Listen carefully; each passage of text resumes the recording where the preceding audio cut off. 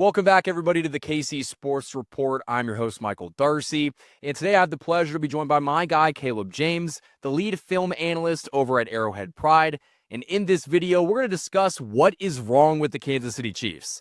So, Caleb, the Chiefs lost an absolute heartbreaker on Thanksgiving to the Dallas Cowboys, and a lot of the same stuff continues to plague this team. And so, I wanted to ask you, when you watch the film and break it down, what are the things that you see that continue to kill this Chiefs team on a weekly basis?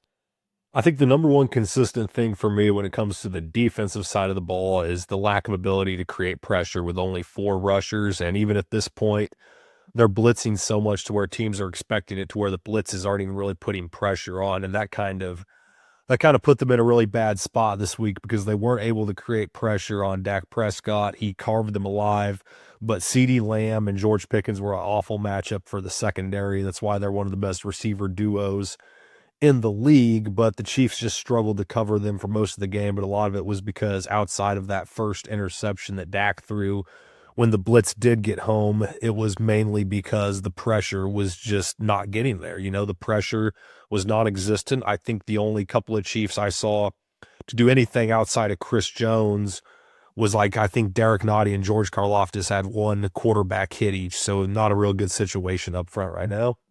No. And I think, you mentioned it. Even when they're blitzing, they're not getting home. And if you're in a position defensively where the only way you can generate pressure is by blitzing the quarterback, guys that play well, like Dak Prescott's playing fantastic football. Once he picked up on the blitz, he was just finding the open guy every single time. He could just dump it off, and he knew that guy would be open because you're pulling away guys from the secondary in order to try to force pressure. But what do you see from the offensive side of the football that continues to just, affect this team negatively? It's just so much, and the offense is almost even more inconsistent. Like on defense, you can pinpoint it to the pass rush being the biggest, overall issue. With the offense, though, they've got so many problems just with being inconsistent and Mahomes not being on the same page with his receivers.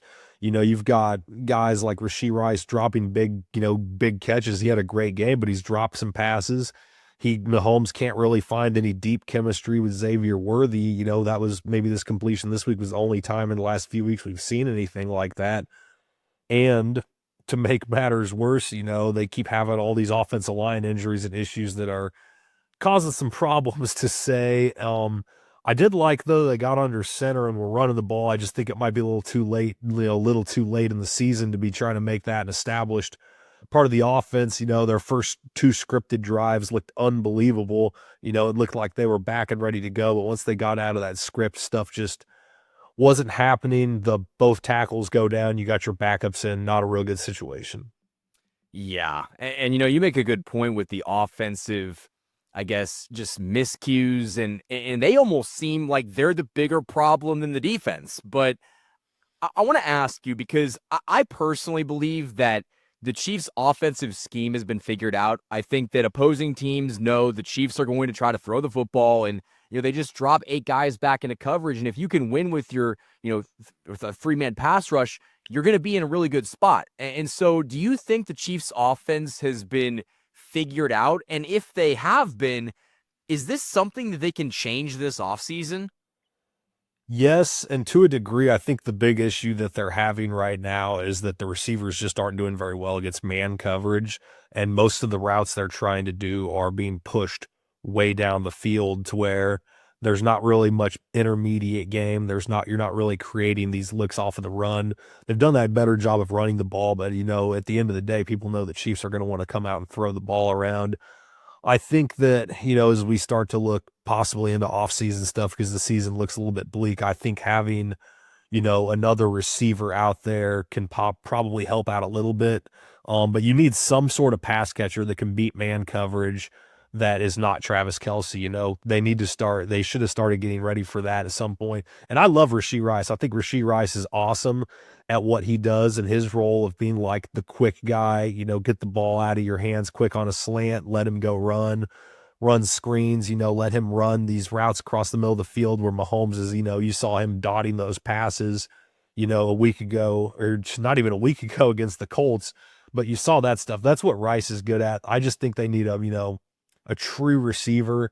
And I thought it was kind of funny, you're sitting here watching the Cowboys pick us apart and everyone's going, that's not PI, what's PI, and all this stuff. And I'm like, well, give credit to Dallas. They've adjusted their offense to how the referees in the league call games now, and they took full advantage of it to beat the Chiefs. So you can see just from, that game what having some of these talented receivers like Pickens or CeeDee Lamb can provide. The issue with the Chiefs is they just haven't really been in a position to draft guys like that, but that might be changing this year. So there's been some buzz, some, mock drafts that have the Chiefs selecting a wide receiver in the first round. What would your thoughts be on that? I wouldn't hate it because they do have to get ready for life after Kelsey. I mean, Travis Kelsey's like leading the league in tight end receiving yards right now, which is crazy. Where would this offense be without him right now? Be even worse because, Noah Gray's having injury issues, but he's not really panned out this season to doing much.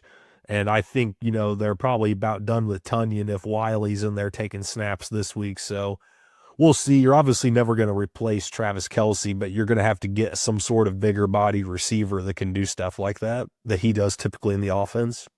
And I want to get your thoughts on what the Chiefs could do to potentially fix some of these issues and potentially squeeze into the playoffs. And we'll do that right after this break. The Hollywood Casino at Kansas Speedway is the place to be. With over 1,500 slot machines, 35 table games, 4 restaurants, and the sports book, there are plenty of ways to find your fun. For more chances to win, follow their Facebook, Instagram, and X. Must be 21. Gambling problem? Call 1-800-GAMBLER. Huge thanks to the sponsors that have supported this channel all football season long. Now, Caleb, right now the Chiefs are sitting at 6-6. It doesn't look like they're going to make the playoffs. They technically, mathematically still could. I'm not betting on that, but if they want to have any chance to, squeak into the dance, what do they have to do?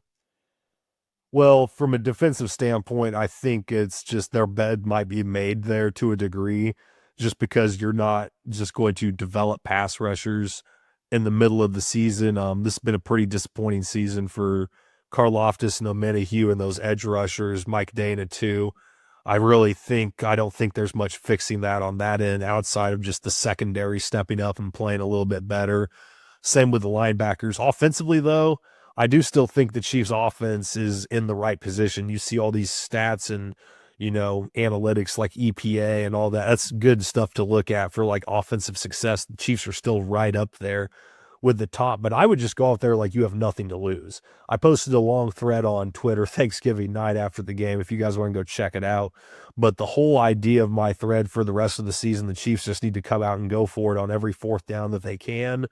I know everyone was the big fourth down, the punt that then led to the long drive. That wasn't the fourth down I thought they should have gone for. I thought they should have gone for it when it was 4th and 4 earlier in the game. That was the one that I thought, they really needed to go out there and score on. But I would just keep lining up and running the ball. I'm excited to watch Dameon Pierce. That was kind of the big news that's gotten lost in this, this quick week we've had with Thanksgiving and the holiday Thursday game. But I think Dameon Pierce is a good running back. I had him rostered in some dynasty leagues last season before I realized it just wasn't going to happen in Houston at earlier on, but I would love to see them get him in the mix with Kareem Hunt, and Pacheco looked like he was fresh too. So I think if they just keep running the ball, they're going to be okay. But to a degree, there's only so much you can do. And it would take Andy Reid actually running the football. I feel like there's times where the Chiefs are running the ball successfully, it's working, and he just goes away from it. And I don't really know, if it's a defensive look that opposing teams are throwing at him, but, not that you can answer it, but is there any, I guess, reason to believe that Andy just goes away from the run because he just gets bored with it? I don't think he gets bored with it. I think that's just kind of one of the things with coaching an aggressive quarterback like Mahomes is he's going to want to put the ball in his hands and do what he can do. I will say with the offensive line banged up like they are, Mike Caliendo now pretty much cemented in a guard till Trey Smith returns. I would say running the ball is not going to be quite as effective from that front of things. I mean, you could be looking at, Moore and Wanya Morris both playing tackles with Caliendo at guard. That's just not that's not going to be real great for getting a lot of push off the ball. So I would say they honestly might even run the ball less if if the injuries on the O line are no good. Yeah, and that's just honestly, I think sometimes you can look at a team and just be like, you know what? The ball's just not bouncing in your direction. You're not making the plays you need to. The Chiefs have failed to execute a lot this season, but even something as simple as when the ball got fumbled in Dallas and Drew Tranquill was trying to get it, and then, Turpin just came in and fell on it. That's the kind of stuff that it's just like the ball bounces your way sometimes, and other times it doesn't. And it feels like the Chiefs have been on the losing end of all of those loose balls and all the 50 chances and stuff like that. But if you were to give a percentage chance that the Chiefs make the playoffs, what would you put it at? I'm going to go 50-50 right now. Okay. Don't count out the Chiefs. I mean, that's been silly to do. The only issue is their schedule is ridiculously hard. You have Houston coming to town a week from tomorrow, and their pass rush is unbelievable right now. If you have backup tackles in, that's going to be a struggle. The Chargers are in a dogfight for their playoff lives also right now. You got a couple of gimmies in there with the Titans and Raiders late, and then the season could come down to Christmas. I do think it will. I think the Chargers are kind of doing their thing where they fade out late. The Houston's offense just isn't very good, so I think the Chiefs can win a home game rock fight versus them. But I'd say the season is going to come down to Christmas night at Arrowhead, probably against the Broncos. So it's up in the air 50-50. The injuries are starting to add up, though, on the offensive line. That's not a good situation. Well, what do you think about Simmons? Because with the dislocated and fractured wrist, I don't know if he plays again this year. No, you can't. It's hard to play left tackle in the league when you have a club on there. You see these defensive line guys can get away with it. But as an offensive lineman, it's hard. You need your hands to hold even when you're not really holding somebody. Got to get that hand placement inside the pads. Yeah. Yeah, absolutely, man. That block Simmons had that he got called for holding was terrible. I'm not a big blame the ref guy. I didn't complain once about the pass interference calls we had because that's the way the league officiates it. So why not take advantage of it? But I am I'm a very anti bad holding calls, and that holding call they got Simmons on was bad, but obviously I think he's probably going to be out for the rest of the season, which is terrible because he's looked incredible. But at least the Chiefs have their tackle figured out for next year. Yeah. And I think, going forward, the Chiefs are going to have to find a way to, scrap and claw their way back into it. But I mean, they still mathematically can make the playoffs, but you're going to need a little bit of help, and you got to take care of your business. There's no more losing, and the Chiefs have done a lot of that this year. So, Caleb, it should be a fun rest of the season. Very interesting. There should be a lot of drama, but I think that is all the time we have in this video. My final question for you is, where can the people find all your great work?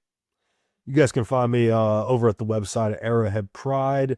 We have all kinds of great content coming out daily over there. You get my weekly film reviews and the 5 things to watch for heading into the game. A little more time this week, so I'll see what we can get cooked up. Go follow me on Twitter at CJ Scoobs, though. It's where I've been very active the last couple days as I'm tweeting through the pain of the Thanksgiving loss. The Chiefs haven't ruined Thanksgiving for me ever, but yesterday was the first time, so that's pretty not good.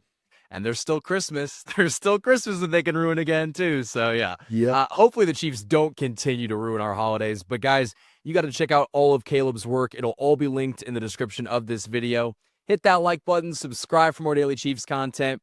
Until next time, guys, thank you for watching this video. And as always, go Chiefs.